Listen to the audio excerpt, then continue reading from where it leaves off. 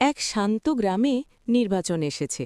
চায়ের দোকানে বসে রহিম চাচা আর করিম ভাই তর্ক করছেন, কে ভালো, নীল দল নাকি লাল দল। নীল দলের নেতা শফিক সাহেব উন্নয়নের জোয়ারের কথা বলেন, আর লাল দলের নেতা বাড়ি সাহেব বলেন ত্যাগের কথা। সাধারণ মানুষের মধ্যে বিভেদ তৈরি হল, বন্ধুতে বন্ধুতে কথা বন্ধ হয়ে গেল। ভোট শেষ হল, একজন জিতলেন, কিন্তু মাস ঘুরতেই দেখা গেল এলাকার কালভার্টটি ভাঙাই রয়ে গেছে।